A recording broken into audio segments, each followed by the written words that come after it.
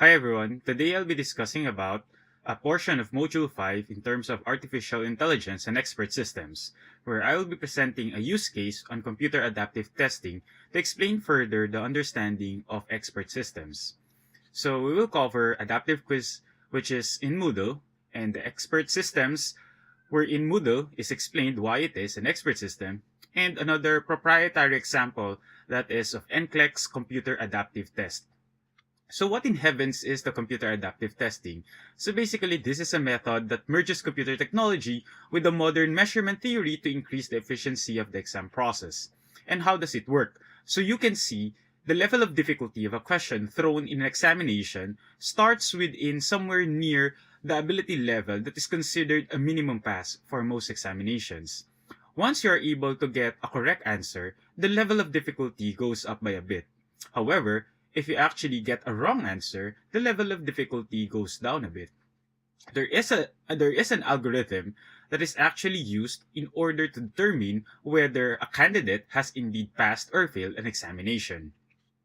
So the first one that was shown a while ago is actually the more simple one, which is a dichotomous CAT test administration, while this example is a polytomous CAT administration, wherein there's actually a level of significance that is being ascertained by the computer before coming up with a decision. Most of the examinations, like that of NCLEX, is actually using the polytomous CAT administration.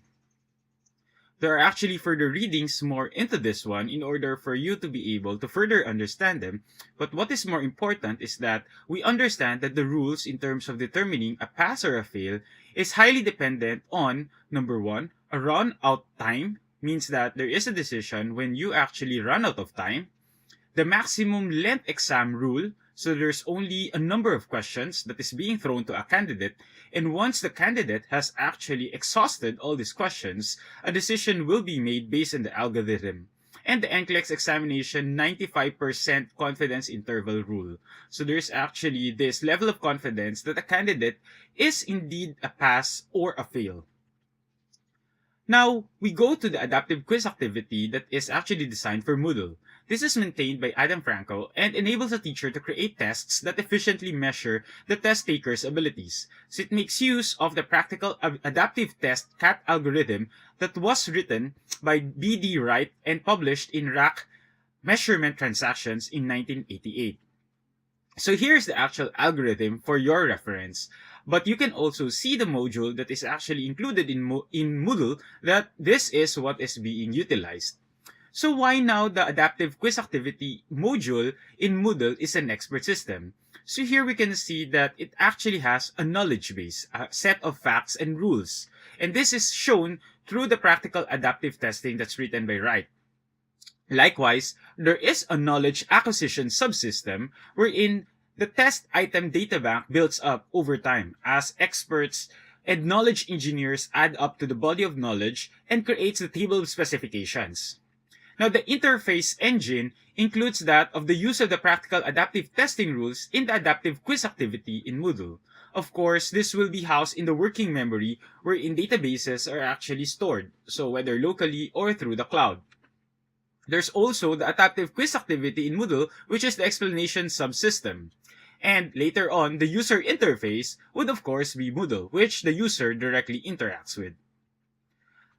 Another example, as mentioned, on the proprietary side is NCLEX using the computer adaptive testing. So some of the benefits that includes in the use of this technology would then be reducing the item exposure and subsequent security risks, the improvement in the precision of measurement of the NCLEX candidate's ability related to an examination, in this case nursing, and provide a valid and reliable measurement of full competence. So there is a further, more detailed explanation through this link shown and which we will actually also post in our portal. Now, earlier, we discussed about the pass-fail rules, and there are detailed explanations that we will be putting up in the portal.